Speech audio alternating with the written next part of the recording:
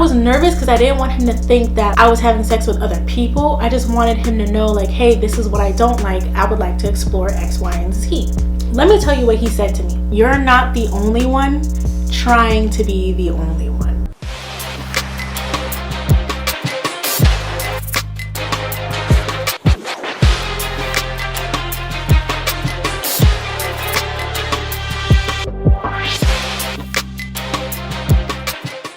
Hello everybody, welcome back to my channel. It's your girl Whitney, and today I'm coming to you guys with a story time. So I haven't told a for real story in a minute. It's been a minute, yo. So like, here we are. I came back with a juicy one for y'all, and I hope you guys enjoy this little story time because you're gonna ask a lot of questions throughout this story. You're gonna be like, why, who, when, where, what the hell, and you're gonna be looking at me like, and you did what?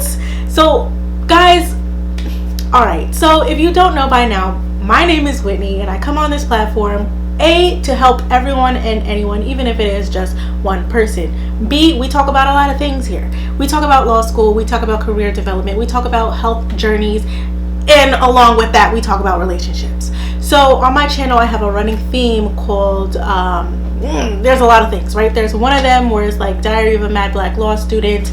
There's another one where, more specifically to today, right, where I talk about my narcissistic relationship.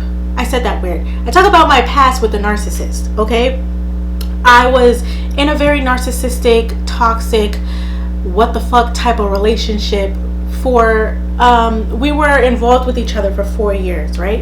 And so with that, here is a story that I have for you guys. So if you guys are interested to knowing what this story, to pretty much everything else, sit down, get your snacks, get all of that you're going to need. I don't know how long this story is going to be, but it's going to be a good one. So keep on watching. So first off, just to give you guys a disclaimer, right? I keep my notes here because your girl cannot stay on track for nothing in this world. I remember everything that happened, but I want to paint the story in a way that makes sense. I know what happened, but I need you guys to know what happened. So if you see this here, that's what it is pretty much. I'm basically being like, okay, Whitney, tell your story and make sure you don't forget these key things, right? Because it's important. So starting off in the story, we're going to be talking about Travis. Yes, this is another Travis story time. If you wanted to be remembered better than like, you would have treated me a lot better back then, right? Like, if you wanted to be remembered in a better light, you would have treated me a lot better. But also, hey, he could probably say the same thing about me because I was definitely something serious when I was 20. So this goes back, I'm 25 now, so this goes back, wow, 5 years, right? So I met Travis when I was 19 years old, technically when I was 18, right? So we had a mutual friend. We're just gonna name him Chris. Not really, he's not important to the story at all, but I named him Chris at all my other story times. We're gonna keep him Chris here. So I met Travis through Chris, right? I met Chris first, and then Chris invited me to something, and then that's where I met Travis. And so Travis and I kind of knew each other. We would say hey to each other here and there, right? I was coming into college for the first time. So Chris was one of my very first friends that I met at college. Him and I would hang out all the time. And then, you know, Travis was his roommate, which is how I got acquainted to Travis. So a full year goes by, right? You know, because you go to school when you're 18. A full year goes by. Me and Travis started getting close. Me and Travis started getting close to the point to where we would go to the mall, we would watch movies together, we would spend a lot of time together. So there was times where I would stay until like, either I would spend the night, which it started off with like I would stay until like 3 o'clock in the morning, and then it just kind of transitioned to spending the night. So when I was in undergrad, my parents lived approximately 30 minutes away from my school. So I decided to move to the city where I was like, you know what, that distance is a lot. I don't want to do that every single day because I work and I have classes. I'm pretty much going to be gone all the time, and I don't want to have that commute. So I ended up moving in with my aunt, who I am so thankful for, that she basically took me in. She gave me a room to stay in with no rent. And, you know, I pretty much had whatever it is that I needed to do. Like, I could do whatever I want.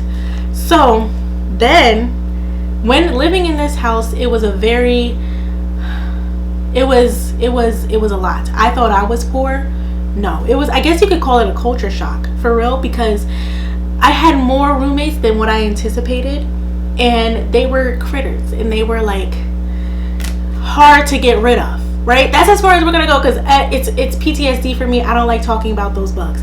So they multiply by themselves. If you fill in where I'm at, they were in everything. And they got in the refrigerator, they got into the clothes, they got in the kids' hair, they were in the bathroom, they were everywhere. So I did not like being in that house. Given, I was very much thankful for the fact that she, you know, my aunt brought me in, but I hated being there, and I was gone all the time. If I could be out, I was going to be out. It got to the point to where my aunt was kind of getting pissed off with me, because she was like, listen, this room could be for somebody else. I got grandkids. They can have this room, and you're not here at all. And the reason why I was gone a lot is because not only was I working, not only was I at school, but I was hanging with Travis. So when I would hang out with Travis, we would do literally fucking whatever. We would literally just, I don't even know what it is that we were doing. We would do whatever it is that we can do. We could chill, hang out, watch movies, etc.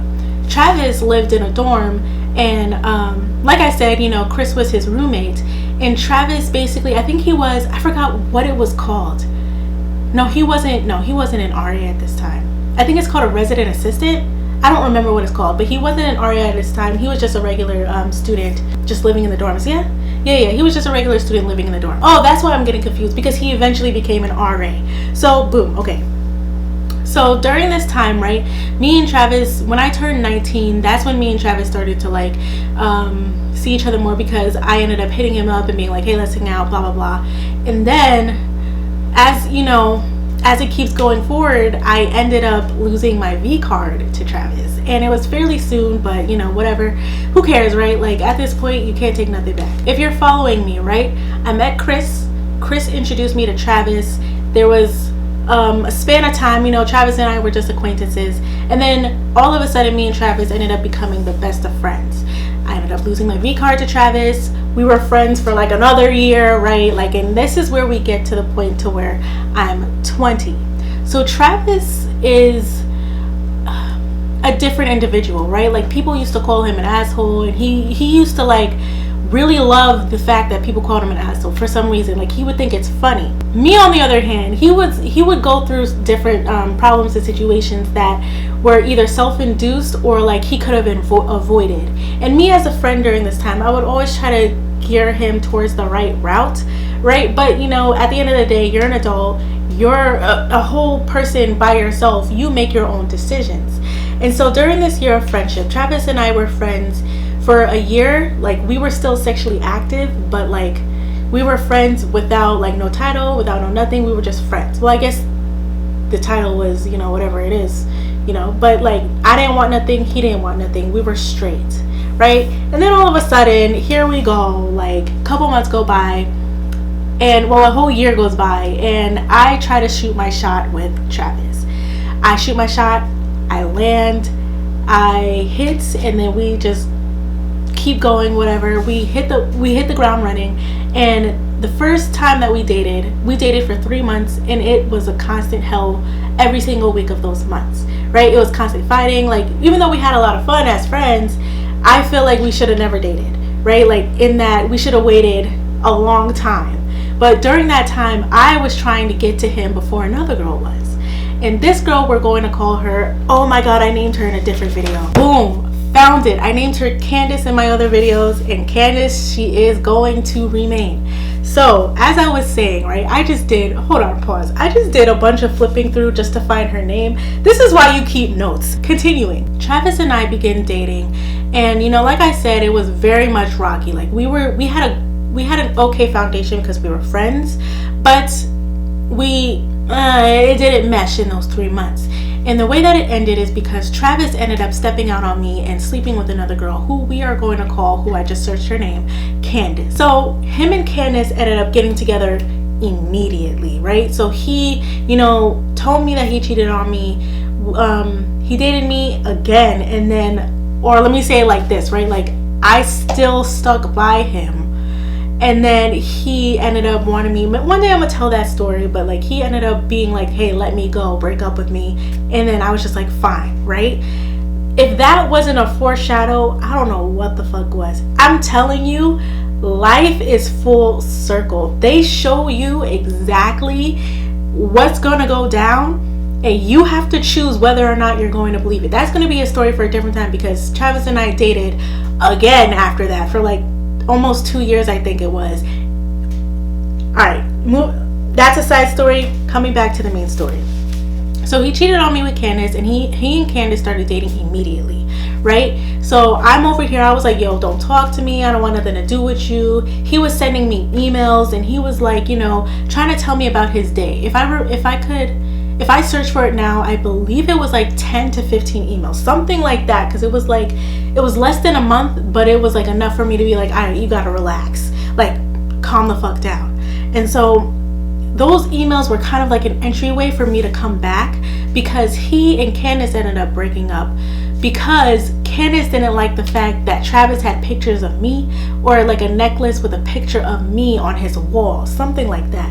And then they ended up breaking up because he was like, how can I be in a different relationship with somebody who's asking me something reasonable and I'm fighting about it, right? Like, that's why he broke up. And he kept sending me emails, and the way that I got back into it is that I basically was like, hey, stop. And he was like, just talk to me. And after fucking whatever, I ended up talking to him, and then here we go. So, because I'm a dumbass. No, like, you know, you make mistakes, whatever, you live and you learn. So, down this, after a while, right, we're in this framework where I'm 20, I'm young. And, you know, I've known Travis at this point for almost, I want to say like over a year, because even though I knew him before, I didn't know him like that. We were just acquaintances. I was more friends with Chris, right? And I'm still friends with Chris during this time. Me and Travis, you know, we're friends. Then we date. It's horrible. We split up. I don't see him for a good period. And then we're back, right? So I'm back at the dorms.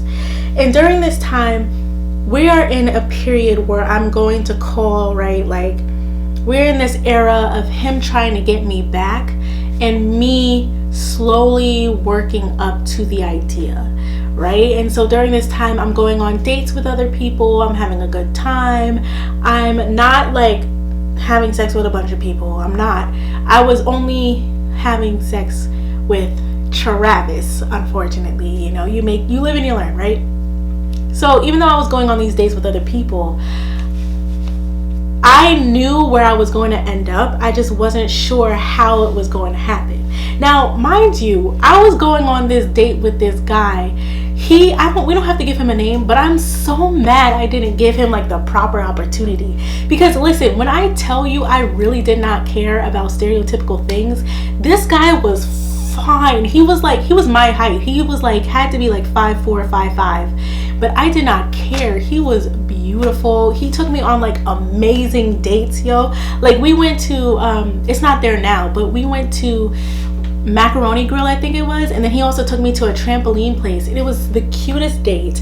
It was like it was so amazing. But when you're not ready to give it up, when you're not ready to give up that person that you're codependent on, that you're in love with, that you're like the toxic ridiculousness, I don't know what to call it, but I could not give up Travis, and I'm so mad at myself, because you know what, anyways, like you don't know, you live and you learn. But if I had only stayed friends with Travis and just went and pursued that dude, bro, I probably would have had another bunch of stories to tell you guys about, to be honest with you. But anyways, done raving about that. So here we're in an era where Travis and I are basically talking, or like we're more getting acquainted with each other, right? Like we're more like, hey, like I actually want to make this a serious thing. So as time goes by, right, that other guy ends up falling off because I ended up not giving him the same amount of attention that he was giving me, and that happened with everyone else, right? Like of course I had to be on Tinder, and then I just stopped talking to other people, and I was just talking to Travis. So me and Travis ended up becoming more exclusive. Even though there wasn't a title, we were basically acting like a married couple, because I was going over there all the time, or not even a married couple, like just a couple in general. We were playing house. I was going over there all the time. He was cooking me food. I was cooking him food. Was I cooking him food? I think I was just giving him money for groceries.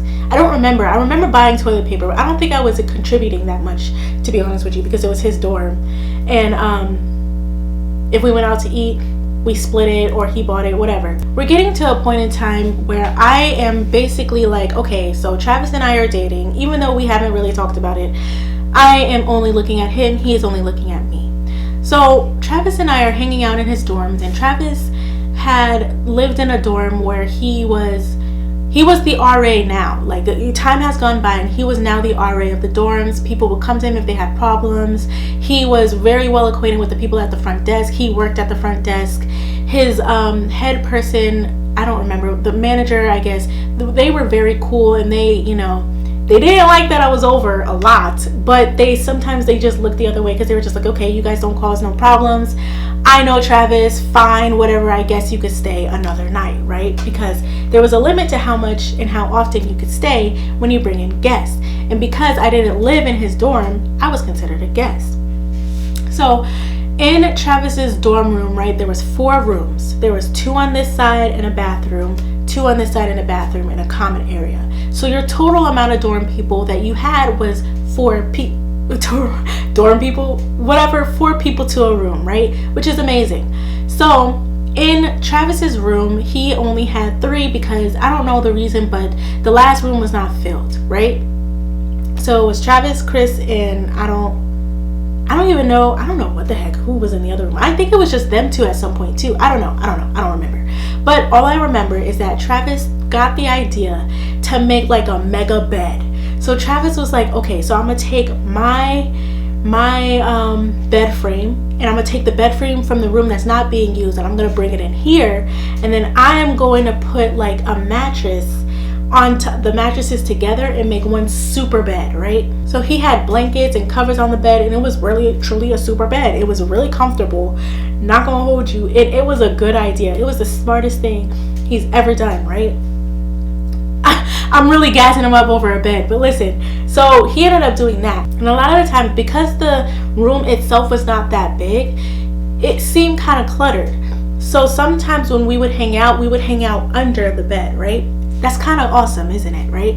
So he had his sleeping area up here, closet, whatever was over here, I don't remember. And then we would be sitting under the bed frames and just chilling. Sometimes we would bring the mattresses down and just lay down there, because we like the vibe of having like a canopy.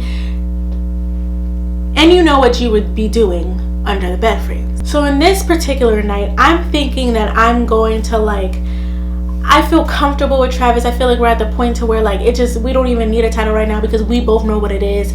I was like, yo, like, even though he hasn't formally asked me, I mean, here we are, right?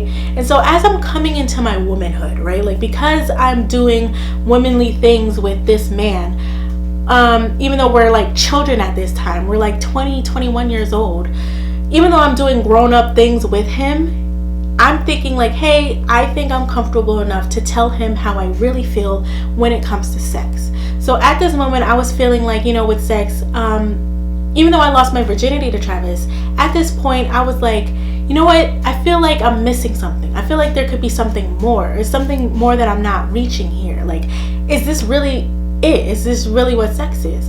And I didn't like that idea, because I don't want to say I waited so long for this, because that's not the case. But the matter is that I thought it was going to be more. I thought it was going to be, you know, when you're in love, it's going to be that feeling when you're in love. And so because I didn't lose my V card when I was in love, I feel like there was a lot that I went through therapy that just kind of like, I don't know, you kind of had to separate yourself from what it was to you in that moment to what it could be.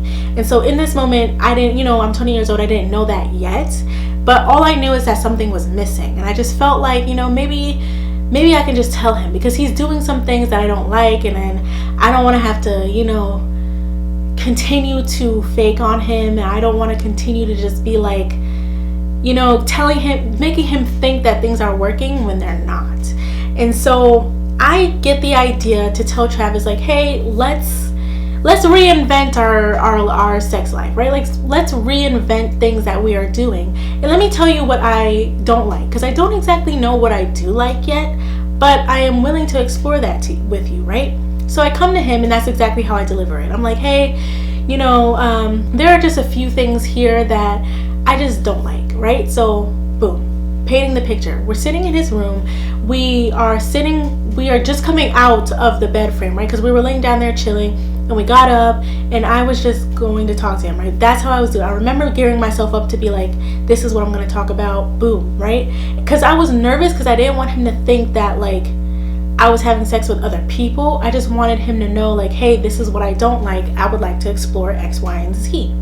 So I go to him, and I'm talking to him, and I'm like, yeah, you know, there's just some things during sex that I don't really like. You know, I don't really like it when you do this or when you do that. Like, I like things more slow, right? Like when you go super fast, it's just not for me.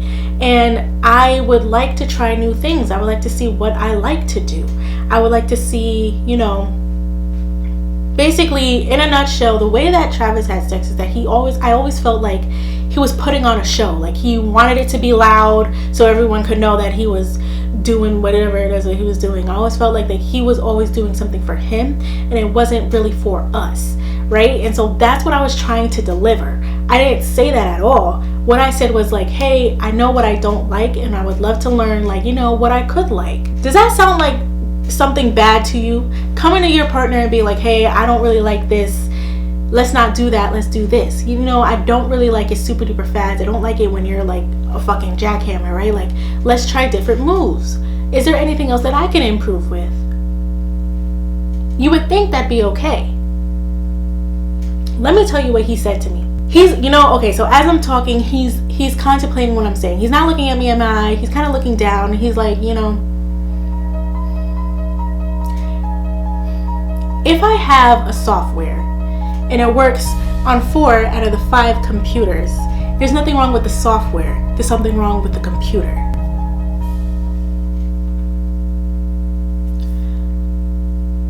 You think that's where it would end, but that's not where it ends. The thing with Travis is that once he felt like he got on a roll or he put you in your place, he kept going, right? So that wasn't the end there. What he said after that was, you're not the only one trying to be the only one. And that's where I'm going to leave it off today. Thank you guys for joining me today with this story. Let me tell you guys what I did, right? After he said that to me, I can't lie at all. For the rest of our engagement, right? Because this was pretty early on in our relationship. For the rest of our entanglement, our whatever it is, after he said that to me, I didn't say anything anymore. I said, you know what? I'm just going to deal with what I got. I was very much of a people pleaser during this time, and I didn't know how to speak up for the things that I wanted or did not want to do, especially because I was in love with him for the first time and I just wanted to make him happy. So I thought this is what I need to do to make him happy. And because I liked him and just his, the fact that he brought a lot of fun to my life, I was like, you know what? I can live without sex. And that's why I didn't do anything. That's why afterwards, I didn't even say anything. I didn't respond. I let him have it. And for the rest of the time that we were involved together, he pretty much got me. He pretty much had it. He had whatever he wanted. He had his cum dumpster, and I just dealt with it. Right? To say I was Leonardo DiCaprio is an understatement. I was good at my job. I was good at making him believe that he was doing what it is that he needed to do, because it got to the point to where I just felt like I couldn't speak about sex to anyone. I felt like this is the best that I'm ever going to get. I said, you know what? It ain't that big a deal anyways. Like, I was talking myself out of having great sex. And even after him, immediately I found better sex. I was like, you mean to tell me all a nigga has to do is listen? So here is the story. This is the story. I wish that was the end story that I had for you guys, but this was pretty much what started a whole year's worth afterwards. This is because I didn't set the boundary and didn't just leave. He felt like he could act that way and talk to me like that in many other situations. So thank you guys for joining me today. If you're willing to hear more of this Travis story time, leave it down in the comments below. Tell me what you would have done if somebody gave you a computer analogy when you were just trying to tell them, hey, like, I don't like this during sex. If I have a software and it works on 4 out of the 5 computers, there's nothing wrong with the software. There's something wrong with the computer. Why is it like he really thought that all women acted the same, and he just because he was good with other people, he thought he was going to be good with me, or it's my fault why whatever he's doing isn't working? Can you believe that? Can you really believe he really thought he was a one size fits all? I digress. So again, I keep on saying this. Again, if you guys want more stories, like, comment, subscribe to this channel, and turn on your post notifications so you never miss when I post a new video. Thank you guys for joining me today, and I hope to see you next time.